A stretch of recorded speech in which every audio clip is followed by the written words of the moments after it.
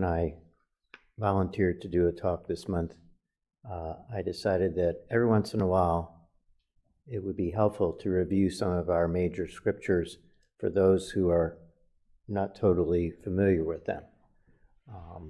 And of course, most of our major scriptures are so deep that you could never become totally familiar with them. Me too. So I thought today we would talk about the Il-Won-Sang Vow. To me, probably the most important scripture that we read every week. So I'm going to go line by line and just kind of do a short explanation, starting with the title, Il-Won-Sang Vow. Il-Won-Sang, one circle image. So a vow, kind of like a promise.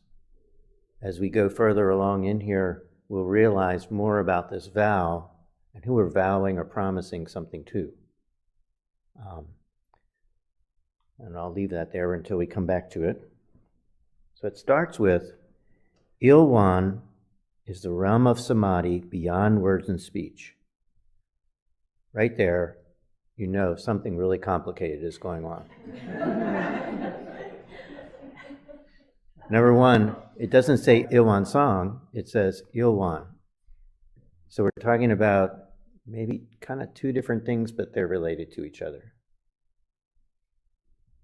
And we're going to talk about it without being able to talk about it. It's beyond words and speech, which means a lot of things, but one thing is it's beyond regular logic, or scientific logic, you might say. It's beyond third-person logic, so it isn't something you understand by examining something outside of you.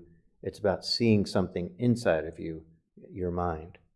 So you could say Il-Won, one thing that Il-Won is your mind. It's much more than that, as we'll see. But we're starting with, your mind brings you happiness or suffering. So that's the thing we want to focus on. So it's the realm of samadhi, which samadhi may or may not be the perfect word to use for this, but it's a realm of deep stillness and depth. So here's another paradox coming up. The gateway of birth and death, transcending being and non-being. So it's the origin of everything, and yet the origin of heaven and earth, parents, fellow beings, and laws. So it transcends being and non-being, but it's also the origin of everything.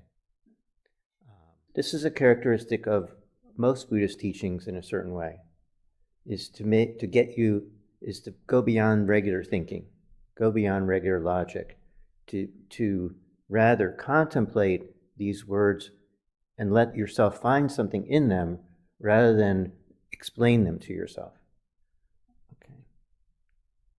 The true nature of all Buddhas, enlightened masters, unenlightened people, and sentient beings. The true nature of everything, especially the true nature of all sentient beings, which means all beings that respond to experience, especially in this case us. And it also implies that all those things are somehow the same. That we are all Buddhas and enlightened masters, and that Il-Won is inside of us. Maybe we don't realize it. So that's the first part. It's the introduction to Il-Won. The second part describes Il-Won as it might be experienced. It says, Il-Won manifests as both permanence and impermanence. Manifest is kind of like seen, but you can't see Il-Won outside of you. You can't see it in pictures. You can't see it, but you can know it. So this permanence and impermanence refers to another passage that's my favorite, The Truth of Il-Won-Sang, which I won't try and get into also. So viewed as permanence, Il-Won unfolds into an infinite world that is ever abiding, spontaneous just as it is. One aspect of Il-Won an aspect is even not really true, because Il-Won is all this all at the same time. But one aspect, as we might view it, is an ever unchanging, undivided, unmoving, still, quiet luminance. Just a presence. And of course, Il-Won is inside of you, so it's there. And then, but it also manifests in the next passage as impermanence, the thing we're more familiar with. So it unfolds into infinite worlds through the cycle of formation, duration, decay, and extinction of the universe, the birth, aging, illness, and death of all beings. Impermanence, change. Il-Won is about change. So Il-Won is simultaneously unchanging, undivided, and at the same time, it's about change. The paradoxes are everywhere, but you can't try and resolve them, you just have to be with them and allow them to be with you. So as impermanent, Il-Won is everything that we experience, everything that we know about, everything that we go through, and everything that we've learned about through science and school and our own direct experiences, all always changing, never staying the same at all. And in thinking about change, there also is the issue of death. That Il-Won, even though it's a realm of where there's no being or non-being, it's also about birth, aging, sickness, and death. So Il-Won is about everything. Everything that our minds can conceive of and experience. So, but as impermanence, how we respond to things affects what happens. So the next part is, according to how we use our minds and bodies, in the four forms of birth, we transform through the six realms of existence, progressing or regressing, with grace arising from harm or harm from grace. This is about cause and effect. If we create positive karma, to use one word, if we bring good things into the world, if we think good things, if we feel good things, it generates good things. If we bring negativity into the world, it generates negativity. And the idea of progressing or regressing could be traditionally thought of the move through these six realms of existence, which, if I hope I can remember right, involve a hell realm, a hungry ghost realm, these are in order, an animal realm, a Titan realm, which is a realm of kind of fighting gods that are never satisfied, a human realm, and a god realm, all of which are still in the realm of existence that can be transcended into Il-Won, purely into Il-Won. So what we do can cause us to bring grace from harm or harm from grace. So the recognition of that leaves us with, well, how do we make our lives better? Oh, the other thing is these realms, the best way for many of us to think about it is not as a rebirth realm or a where you become or whatever, but rather a mind state realm. You know, that all of these six realms are mind states that I've been through, and hopefully you know about them and spend as little time at the lower four as you can, you know.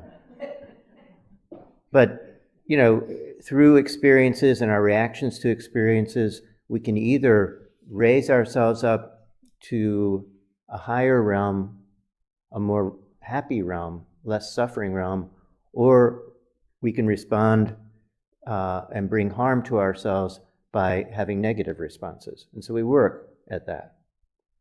Okay, so permanence and impermanence. Okay, so up until now, we've been talking about Il-Won, the basis of everything, how everything works. Now we get to hear about Il-Won-Sang and the vow.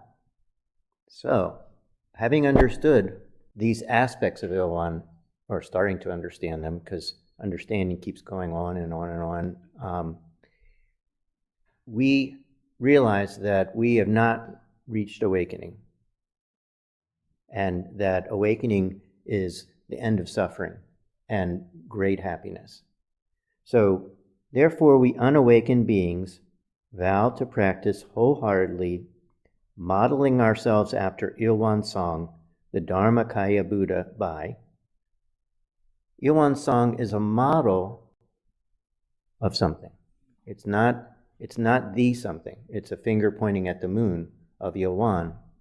But Il-Won is beyond words and speech. Il-Won-Sang might not be fully beyond words and speech. It's pointing at something, but it also has aspects that we can see very clearly. Because Il-Won-Sang is the Dharmakaya Buddha, which is the mind essence, the truth essence of the Buddha, but the Il-Won-Sang also corresponds to the Fourfold Grace.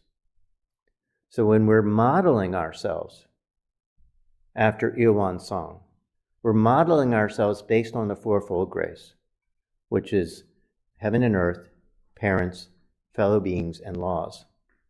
Now, a lot can be said about the Fourfold Grace, and we don't have time for me to say that much, but modeling is a really important part of our response to the Fourfold Grace. Sometimes it's presented as a need to pay back, to requite what we owe the Fourfold Grace. That's totally reasonable. But I think when you read the scriptures, you realize that the Fourfold Grace isn't so much about requiting, it's about modeling. It's about seeing how the Fourfold Grace represents the truth of Il-Won that is manifested right there for us to see. It's something we can grasp, something we can see in action. It isn't as abstract as the impermanent universe of Il-Won. It's right there for us, and it allows us to begin to think about what we want to do in our lives right now in our practice. So we're modeling ourselves after Il-Won-Sang, the Dharmakaya Buddha. But how do we go about doing that? You know, we can think about the Fourfold Grace, and we should pay attention to the Fourfold Grace and model ourselves in our lives. But literally, how do we practice this Il-Won-Sang? We cultivate our minds and bodies deeply. We know human affairs and universal principles thoroughly. And we use our minds and bodies skillfully. This is the threefold practice: mind training, wisdom accumulation, and ethical practice. Ethical practice, and these are like a circle too, in that the more you understand yourself, the more you see clearly yourself, the more wisdom you accumulate, the more your actions can be in line with what your wisdom you've accumulated and leads you to ethical action. So the threefold practice is it's what we do to gain enlightenment. You know, we have the model of Il-Won-Sang, we have the model of the Fourfold Grace, we're grateful to the Fourfold Graces, but what do we put into action? The threefold practice. So, and if you do that, thus progressing rather than regressing, and receiving grace rather than harm, until we attain the great empowerment of Il-Won and become one with the nature of Il-Won, which is great enlightenment. So it's all spelled out here in shorthand as to how you go from being an unawakened being to a fully enlightened being, all in this Il-Won-Sang vow. And so the vow part, last but not least, is not to anybody else, it's to yourself. Il-Won-Sang vow is I vow to practice until I'm enlightened. For the universe, for all sentient beings, but including me. I vow to do this for me. So I hope that was somewhat understandable, and thank you for listening.